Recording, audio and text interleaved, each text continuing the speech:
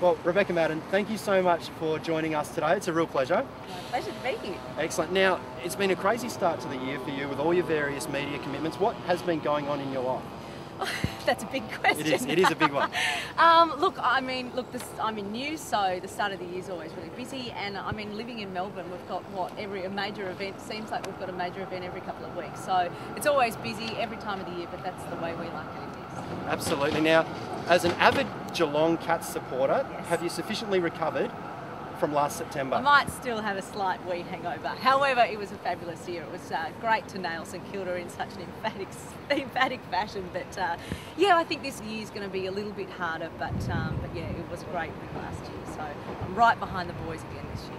Absolutely, and a fair team to be behind. Now, obviously, we're here in front of the fabulous Channel 7 studios down here in the Docklands in Melbourne to talk specifically about the 2010 Spring Racing Carnival. Now, you've been heavily involved in the carnival for years. Have you always been a race fan? You know what, I have, and not many people know this. My stepfather used to actually train racehorses, so I grew up on a farm around racehorses all the time. I used to ride ponies, and I've been going to the racetrack since I was about 4 or 5 years old. So even though my capacity going to the track these days is a little bit different, I'm not taking my little pony along to keep all the other racehorses company during the race meeting. But yeah, so I've grown up on a farm, love horses, but love also the other side of the Spring Racing Carnival. Well, naturally, Rebecca, one of those other sides of the Spring Racing Carnival is the fashion. Now, you yourself have actually co-hosted the fashions on the field several times. Tell us a bit about that. That must have been super fun. It is an enormous event. I've been doing it for a couple of years now, and it continues to get bigger and bigger. We have more women, in fact thousands of women enter each year, and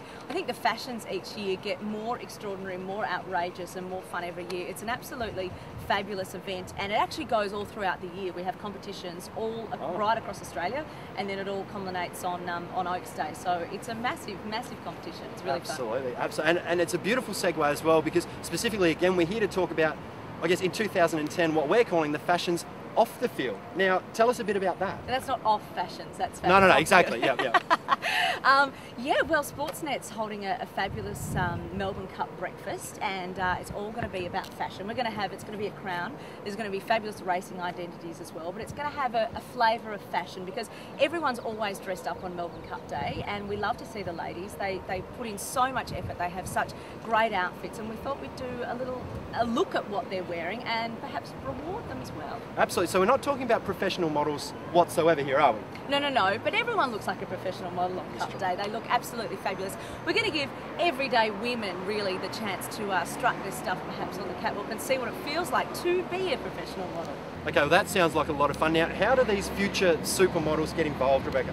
Well, of course they're going to the breakfast. Everyone will want to come to the Sportsnet Melbourne Cup breakfast. So when they get their tickets for that, we welcome initial interest in that little fun competition. But basically what's going to happen is that I'm going to have myself and a team being basically talent scouts around the room early on in the day, and we're going to invite some of the best dressed ladies to take part in the competition. Sounds like a team that I certainly want to join this year. Now, obviously, there's going to be some prizes involved as well. Absolutely. Of course, Sportsnet has many friends. We know that. So all the Sportsnet's friends and partners are going to get involved. There's some fabulous prizes on offer, including one very special prize. And this is from an up-and-coming Melbourne milliner, Hannah Pierce Design. She'll be designing, the prize is she'll be designing a hairpiece or a hat for next year's races. So one lucky lady is going to be wearing at next year's carnival an extraordinary headpiece. Designed specifically for them, which is absolutely magnificent, real VIP stuff. Now, Rebecca, I appreciate you're very, very busy, and again, we thank you for your time. We know you've got to get back into the bowels of the Channel 7 studios to get the news done, but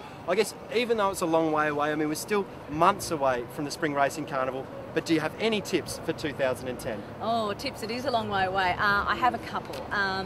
For the ladies, lots of colour on Melbourne Cup Day. That always goes down a treat. If you wear the brightest colour you possibly can, you'll probably get your photo in the paper, so that's always a good thing. The guys know white shoes. They were like 5, 6, 7 years ago. Don't wear any white shoes. I could not agree more. Yeah. But we love those, don't we? Not. We do. But also, I think the biggest tip is to let Sportsnet look after you. If you need anything, accommodations, tickets, anything to do with the Spring Racing Carnival, you can get it online. You can ring them, you can email them, and they can cover everything. And also, of course, to book your tickets for this wonderful Melbourne Cup breakfast. Fantastic. Well, Rebecca, as I say, thank you so much. We really appreciate your time. All the best, and we look forward to seeing you, as well as our valuable guests, at Spring Racing Carnival at Crown 2010.